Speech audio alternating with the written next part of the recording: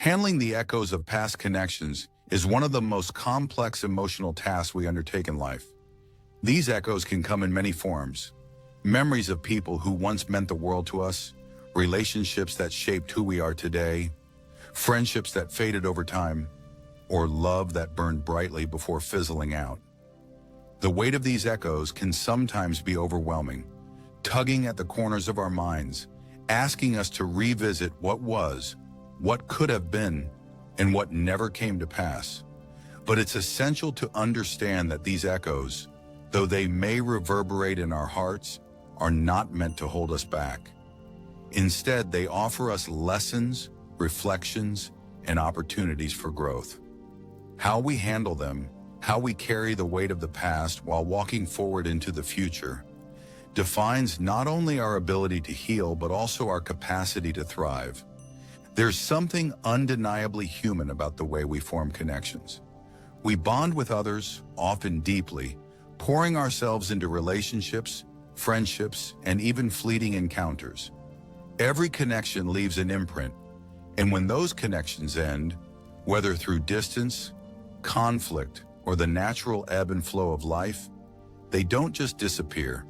They linger in our thoughts, occasionally surfacing in unexpected moments. When we hear a familiar song, visit a place tied to a memory, or stumble upon an old photograph. These echoes remind us that the past is not so far away and that it still has a hold on us, no matter how much time has passed. But how do we handle these echoes? How do we navigate the emotional landscape of past connections without letting them define or confine us? The first step is acceptance. We must accept that the past cannot be changed and that the connections we once had, whether positive or negative, have already played their part in shaping who we are.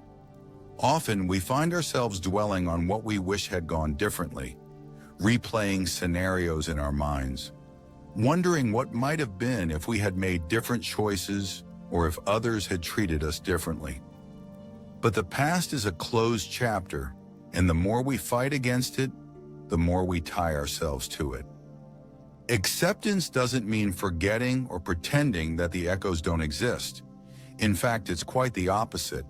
It means acknowledging that these past connections were real, that they mattered, and that they influenced us.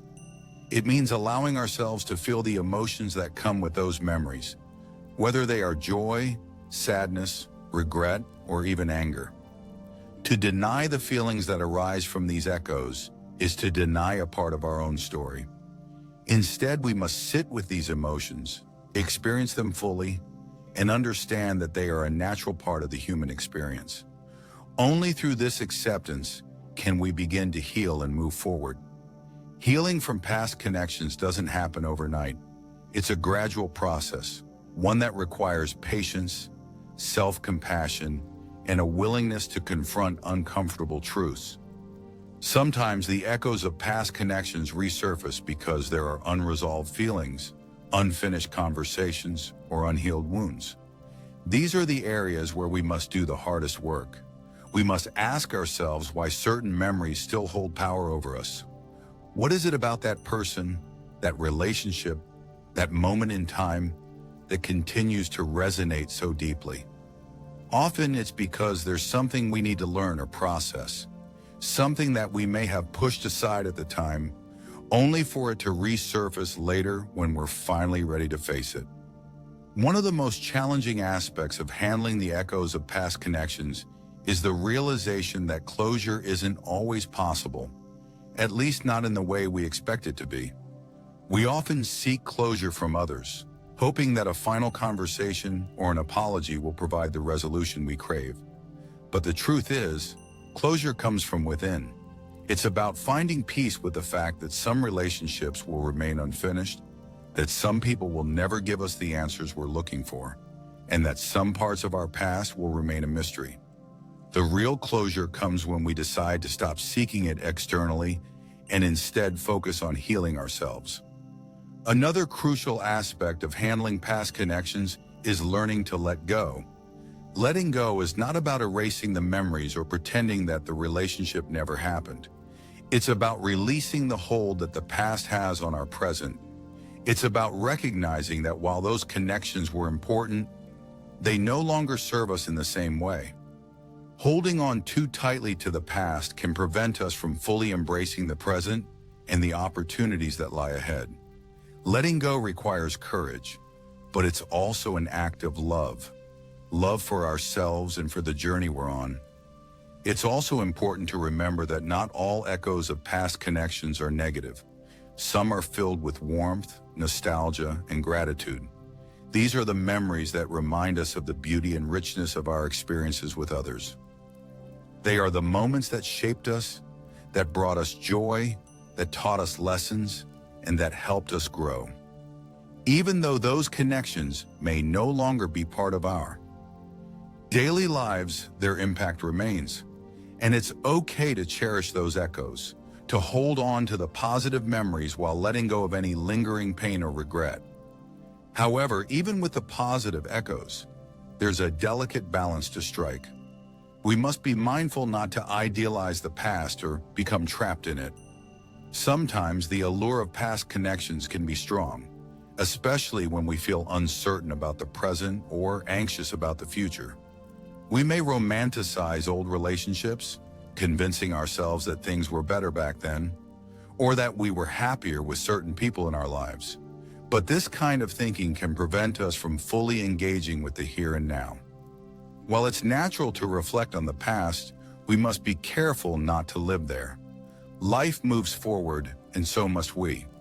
One of the most powerful tools we have in handling the echoes of past connections is forgiveness.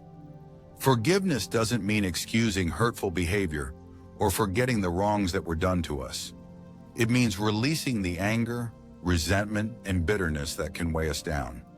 When we hold on to these negative emotions, we give the past power over us. But when we forgive, both others and ourselves, we reclaim that power.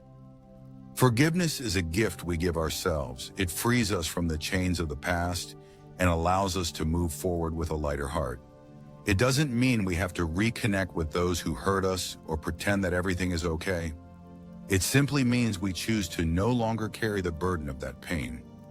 In the process of handling the echoes of past connections, we also come face to face with our own vulnerabilities.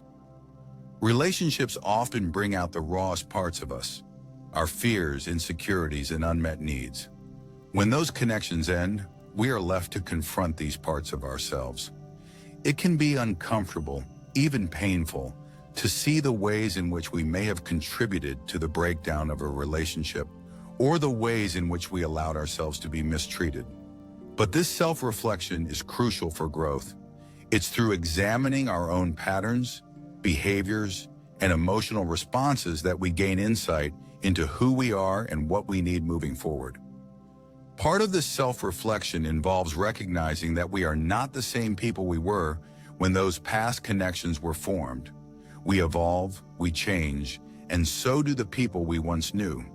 Sometimes the echoes of past connections resurface because we're holding on to a version of ourselves or someone else that no longer exists. It's important to acknowledge that change is a natural part of life. The person you were when that relationship began is not the person you are today, and that's okay. Growth often means outgrowing certain connections, and while that can be painful, it's also a sign of progress. Handling the echoes of past connections also requires us to be present. The more we dwell on the past, the more we miss out on the beauty and potential of the present moment. Life is happening right now, and every day brings new opportunities for connection, joy, and fulfillment. When we're constantly looking backward, we close ourselves off to these possibilities. It's essential to ground ourselves in the present, to appreciate the people who are in our lives today, and to focus on the relationships that are still growing and evolving. Their past is a part of us, but it doesn't define us. The choices we make in the present are what shape our future. One of the most profound realizations we can have when dealing with the echoes of past connections is that we don't need to fear them. Yes, they can be painful. Yes, they can stir up emotions we'd rather avoid. but they are also a testament to the depth of our capacity for connection. The fact that these echoes exist means that we have loved deeply, that we have cared, that we have experienced the richness of human relationships. And while some of those connections may have ended, the fact that they mattered at all is something to be celebrated. It's a reminder that we are capable of forming meaningful bonds and that we will continue to do so. In the end, handling the echoes of past connections is about finding balance. It's about honoring the past without being consumed by it, learning from our experiences without being defined by them, and embracing the present while staying open to the future. It's about accepting that life is a series of connections, some lasting, some fleeting, and that each one plays a role in shaping who we are. The echoes of past connections will always be with us, but they don't have to hold us back.